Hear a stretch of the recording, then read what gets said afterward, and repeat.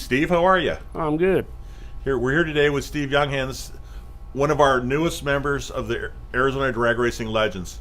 As we've talked about, there are people that can be a legend from their drag racing experience, driving, owning a car, running a track, just being on a pit crew, being a track crew. It seems like you've probably done it, almost all of that, Pretty much. in your lifetime. Pretty much. We first got to know you, that I remember meeting you, was Beeline Dragway. Yep. And then after Beeline, you transitioned to Firebird Raceway. And you've done a lot of other great things, but we get to know you. Where are you from? I'm originally from Fort Wayne, Indiana. I was 8 weeks old when we moved out to Arizona. So you're I'm almost a native. Almost a native. When's the first time you remember getting it? Cars? When your first time you said, "I like cars"? Well, I was 12 years old. The guy next door to me, his name was George Yeager. He did a lot of car repair in his driveway, and he built hot rods, motors specifically. And I was always interested in going over and just watching. Well, I started working with him, and he started paying me. Then I bought a '57 Chevy Nomad station wagon, $25. It was just really a piece of junk. Pushed it home. My dad told me to get it out of the backyard. George says, "Bring it over, I'll help you." 4 years later, it was complete restoration. Christmas morning, they came over and they said, "Come on over. Got you something for Christmas." 4 months prior to that, I started putting this engine together, small block Chevy. I'm going to teach you how to build engines. But if you hear Tom coming, Tom was his son. He had a 55 two-post. If you hear him coming, put it under the bench, because we're building this engine for him. Okay. So Christmas comes around, we go over, and my parents go with me. He says, "Over there behind this piece of cardboard in the corner of the living room is your Christmas present." Big piece of cardboard. So I go over there, and here's this engine that I had built. Of course, he had dressed it out, distributor, carburetor, headers, complete motor. He said, "Tomorrow morning, you get your butt out of bed at 7, noon, we're gonna go for a ride." And my dad looked at him and said, "With what? What are you talking about?" Well, my parents didn't know that we had restored that car. So he took my dad and my mom out on the patio, and we uncovered the car. And he goes, "Where did this come from?" He goes, "That's that pile of junk you told him to get out of the backyard 4 years ago. What do you think that boy's been doing over here all this time? Playing tiddlywinks?" He's done pretty much every bit of that. I've helped him, so that was my beginning with working on cars. Now, if you go back farther, my mom showed me a picture. I was, 14 months old. There's a picture of me on the front porch of the house we lived in Phoenix with my sister's doll buggy upside down, and I got a screwdriver and a hammer in my hand. So I guess I was destined to be a mechanic, I guess. I love the story about your Nomad. Yep. How long was it until you took it to the track? I never took it to the track. Really? I drove that car to school.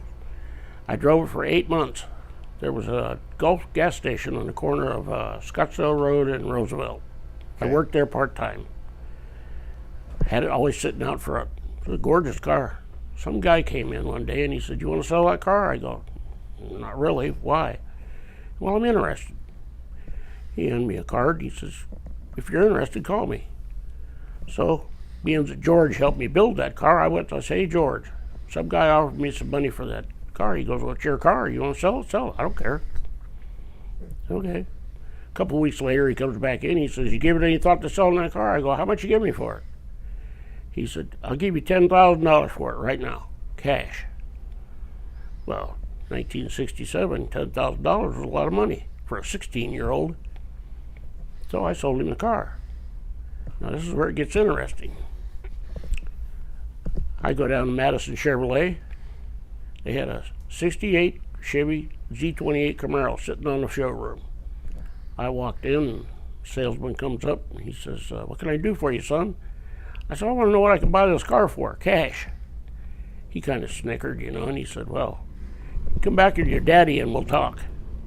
I reached in my pocket. I pulled out $6,000 cash. I said, I got your daddy right here. I guess Courtesy Chevrolet gets my business. I started to walk out. The general manager overheard this conversation. He followed me out to the car. Come on, let's make a deal. So long story short, we went in, we made a deal. I drove the car off. 45 minutes later, paid cash for it. 2 weeks later, Scottsdale detectives are knocking on the door. My dad answers the door and he said, is that Steve's car? Yeah. Who are you? Well, we're Scottsdale Police Department. They showed them their badges, Well, we need to talk to Steve. Well, about what? Well, that's his car, isn't it? Well, yeah. I'm his dad. I'm his father. What do you need to talk to him about? Well, we need to know what he's into. What do you mean, what's he into?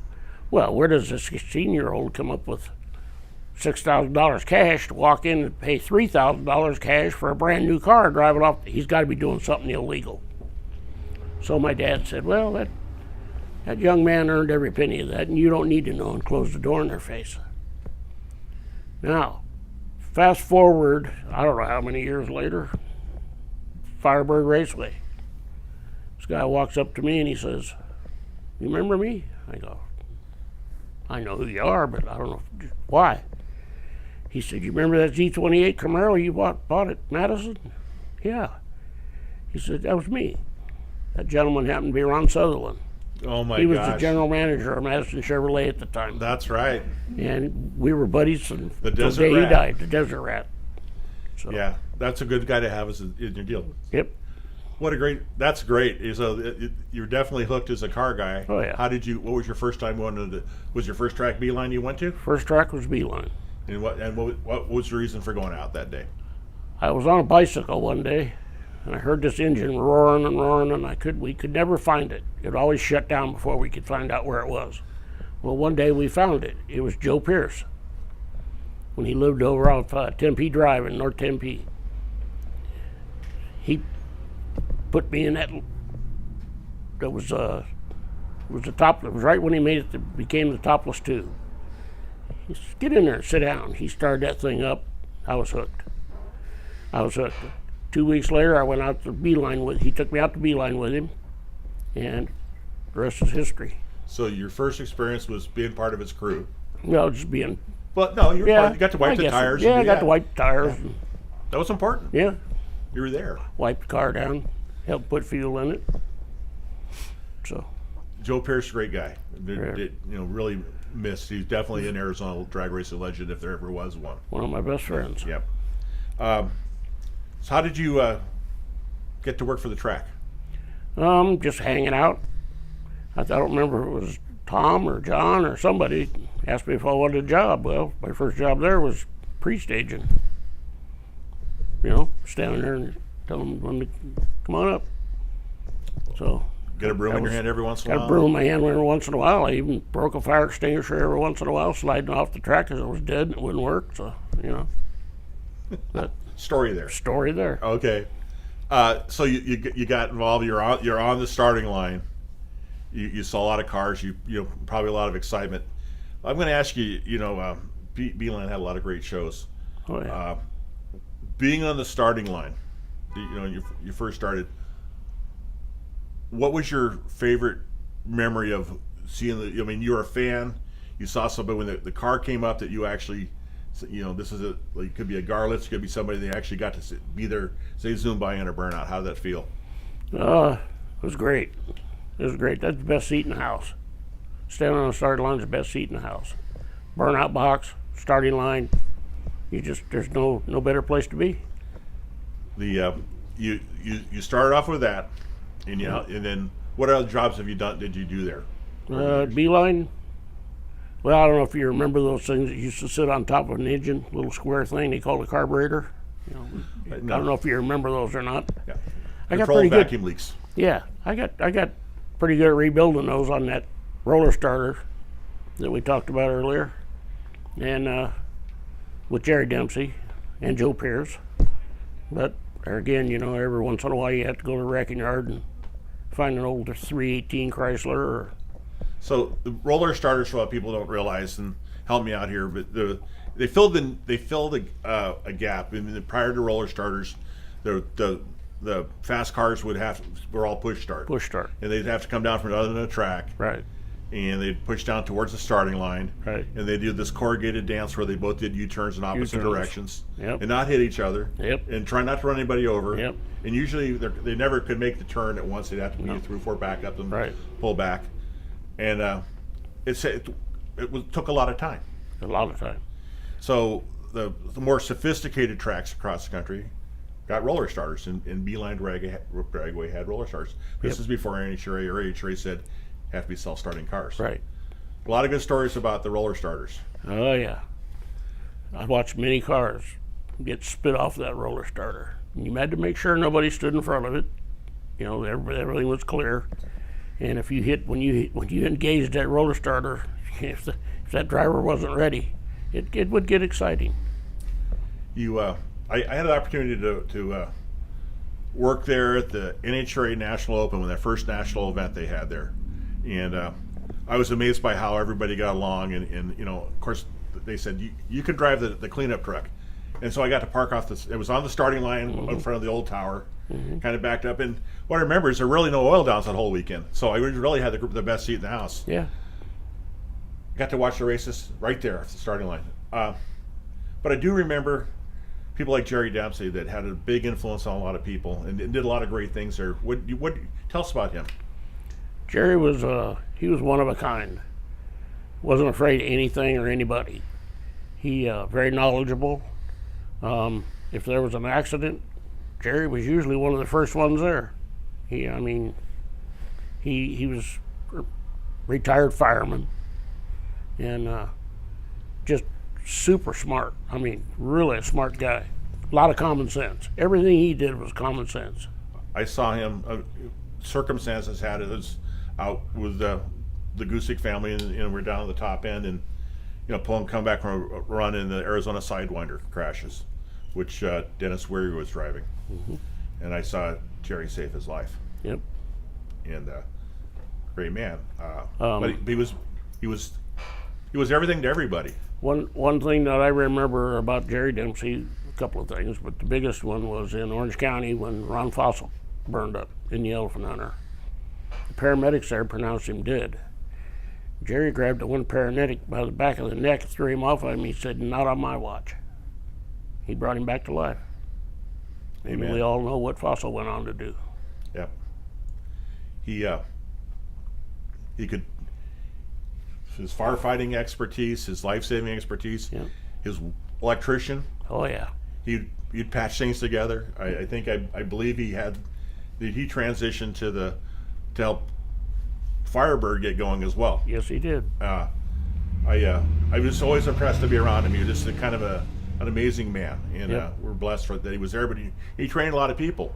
So did you find yourself in your role after, you think, what would Jerry have done, or I did this because Jerry taught me how to do this? Oh yeah, yeah. A lot of things electrical. The one that sticks in my mind is we were at Castaic running a boat race, and we had the A pits and the B pits. The A pits were the fuel boats and the alcohol boats, and then all the sportsmen were on the other side of the lake. You had this one road going all the way around.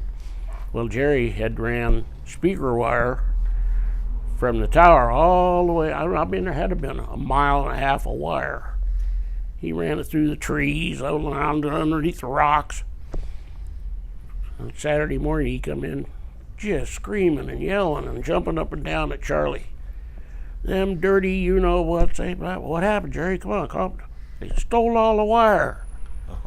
So they had to rush into town, buy another roll of wire, and Jerry and I pulled more wire. Of course, we ran it in the water any way we could, to get it done. These are important things. So people get, as a racer, you say, we're going to race in 2 weeks at Beeline or Castaic or wherever. And about 3 days before, you can say, we better get busy on the car to get it ready. Yeah. But the one thing that almost without fail is that when they got the track was ready. Yep. But what they didn't see is behind the scenes. It's just like the duck on the pond. Yep. You look calm from the top, but you guys are pedaling like mad below to keep everything going. Yep. And it's that, I'm sure everybody appreciates all those efforts. It's and we sure didn't do it for the money, because the money wasn't there. We did it for the sport, and we did it to make sure everybody got there. They were safe. It had a safe environment to play at, and follow the rules. And I enjoyed doing the tech along with Don Gainey. We had some good times in tech, and it was all to make it safe. I don't think people realize that even today, even in a national event, those people get paid, but not really a whole lot. Yeah. They're there for the passion of being there. Yes. And I think that's something we should always appreciate the track workers, because without them we wouldn't have safe and well run events to be thankful for. So you're at Beeline. Before we transition to Firebird, what's your favorite event you remember, or the crazy event you remember from Beeline that stands out in your mind, if there was just one? Probably the day that Gary Wells and his brother rode in out of the desert. Yeah. But that was with Evil Knievel Evil, being what, the show. Evil was not a happy camper. No. But Gary Wells, that was actually his breaking into the business as well, because subsequently there are Gary Wells shows there. Yep, that was his debut. And the interesting thing is old Mel Larson used to promote Gary Wells for a long time. He paid for all his ramps, toured around the country, because my oldest brother used to drive the truck and haul the ramps and set them up for him in Mexico, wherever he would go. Didn't know that. Yeah. Mel Larson, owner of Phoenix Dragway, Yep. Longtime promoter, manager of ran the Circus hotels in Las Vegas, but was definitely a big name in racing around here as far as race promotion. Yep. The Beeline Dragway, we had Rick Lynch, and Rick was colorful. I think everybody had a run in him with him one time, including me. But we survived. Yep. But he did provide a place for people to go racing. And Beeline was a lot of great memories. You're wearing your Beeline shirt today. Still vivid in a lot of people's mind. Track closes down. When did you first know, or when did the opportunity at Firebird become known to you?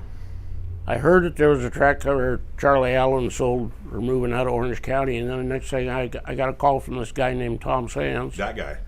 And he wanted to know if I'd be interested in helping. I said, sure. Even today, if Firebird or Wild Horse closes down, I'll help any way I can to keep the sport going. That's just, I'm a little older, a lot older, but I still got some memories. I still got some things that I learned from other people, as we all have, and I sure, I'll help any way I can, Tom, and that's where it started. So, one thing to ask is that we all went out there in 1983. First opening night, we're all excited. We have a major league track. I mean, it didn't have the tower yet, but it was everything that we would hoped it would be in light of what the Texas Motorplex was. Yeah, it was really a big show track in the making. It was our track. It was our track. Yep. Before the track opened, do you remember hours of working out there, or any prep work, or I remember going out and help pull wires good from one scoreboard to the other, the top end with Jerry Dempsey. I remember going out there and Joe Thaden trying to teach me how to run a grader and a backhoe. How did that work out? Yeah. I'd better stick to running wrenches. My time working at Beeline, I stuck the loader in trying to fill in the mud bog pit, and the side collapsed, and I put it in the mud bog pit. So I've had those experiences too. A forklift I can handle. Yeah. Don't put me on a grader or a loader. It's not a pretty sight.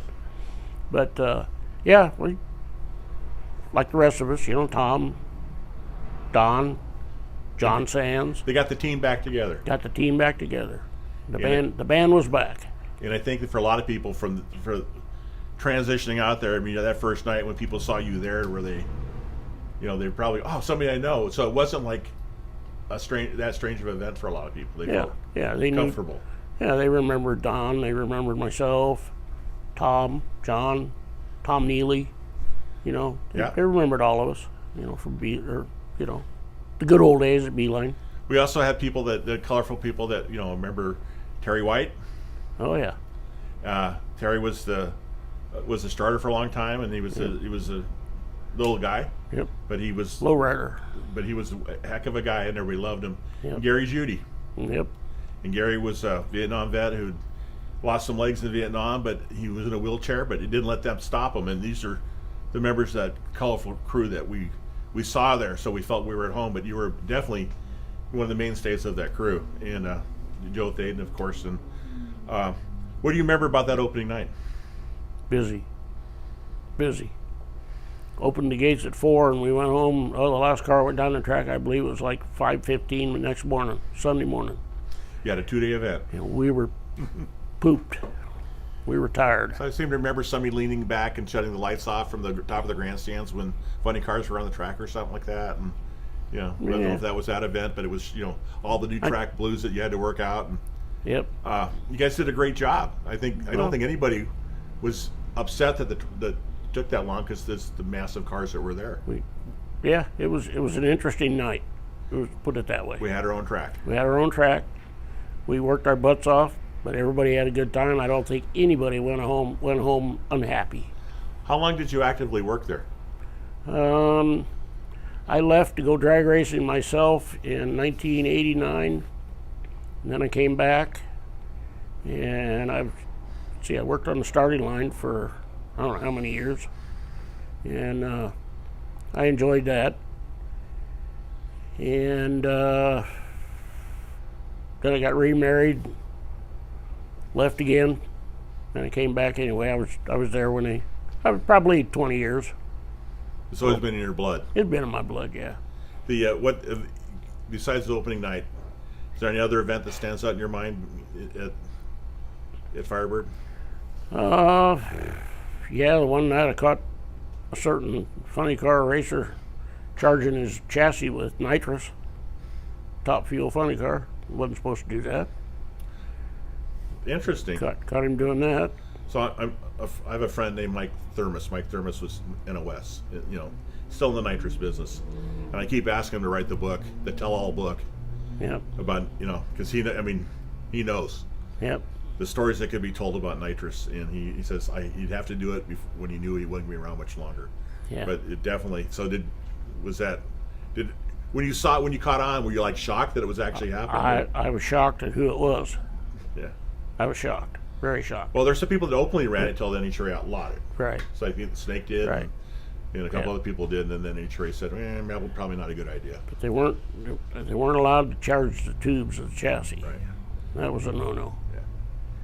But the other couple other nights, starting the starting line, one I remember was Fossil had Greg Barone tuning for him, and I used to tell everybody in the police box, when they go to start Fossil up, don't stand next to the car. Why? Well, every time he'd hit the starter, that motor would go pew pew pew pew pew pew. They would never back it down to restart it or crank it over. I kept waiting for the things to just scatter. Never did, thank goodness. But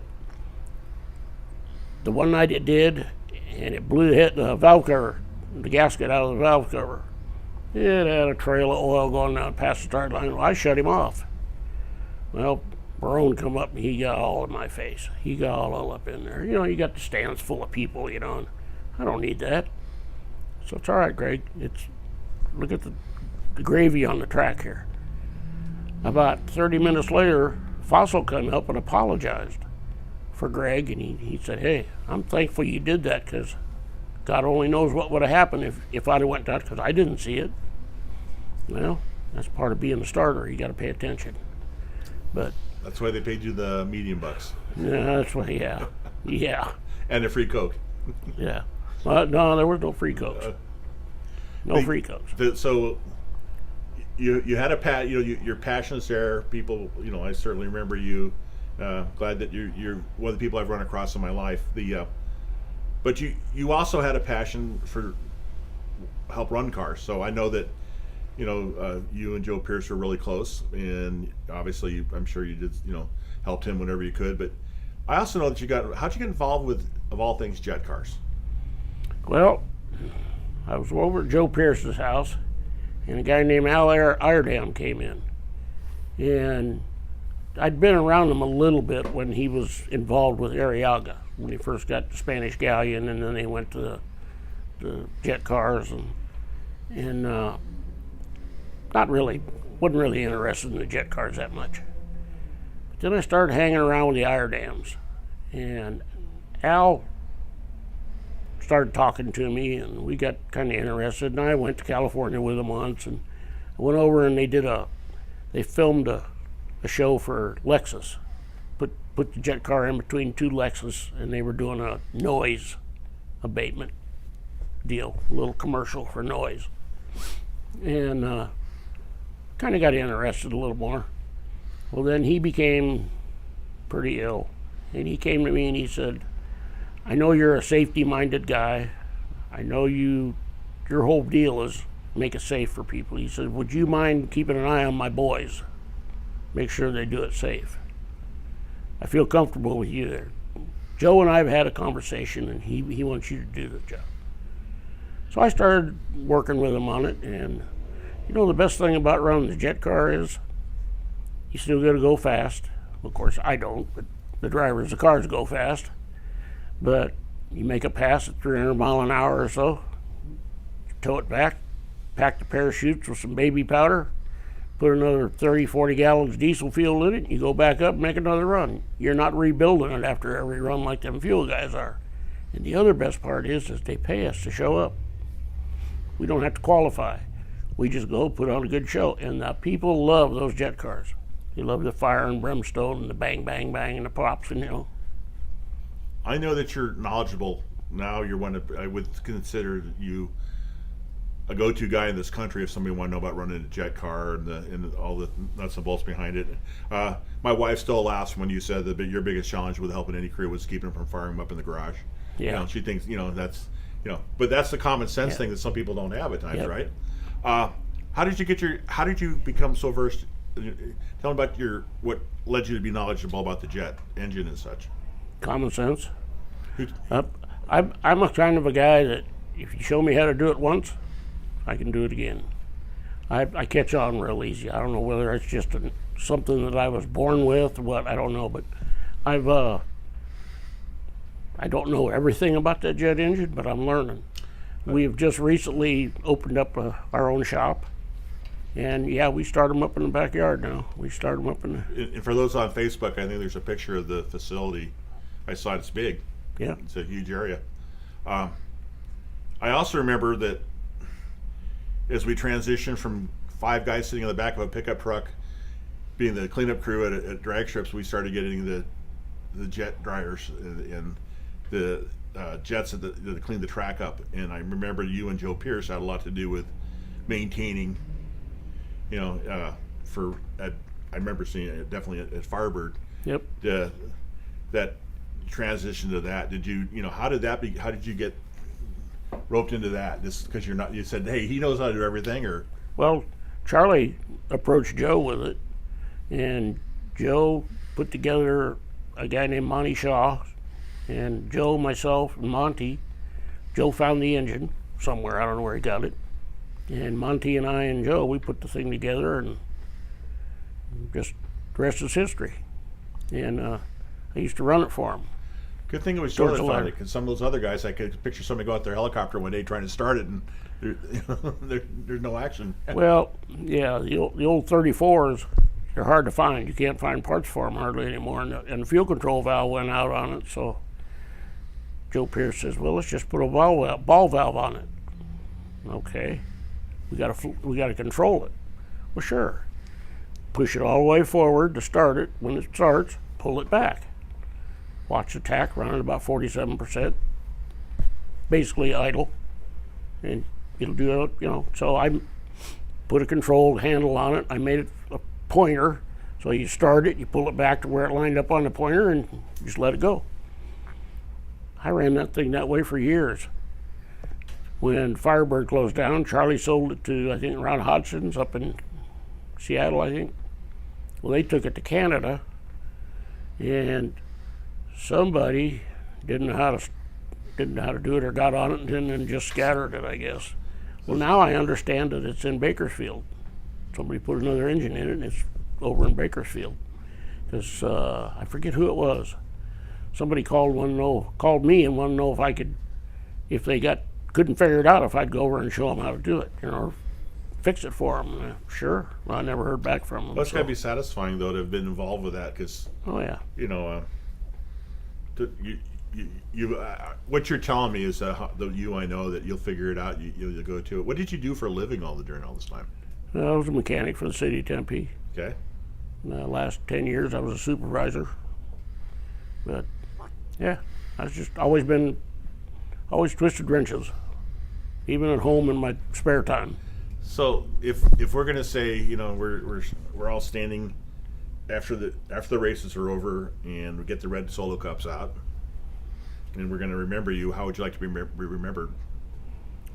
I'd like to be remembered as somebody that was fair, honest with everybody, a lot of common sense. I treated everybody with common sense and respect.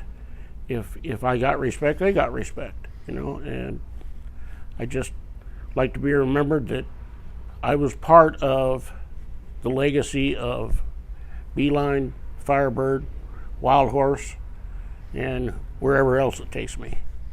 You've certainly earned in my mind, is the title of legend. You've enabled a lot of people to enjoy the sport of drag racing, and we certainly appreciate you taking the time to be here. Steve, you're definitely an Arizona drag racing legend, and thank you so much for your time today. I appreciate you inviting me and putting up with me. That's not a shout out. It's been a pleasure. Thank you. Thank you.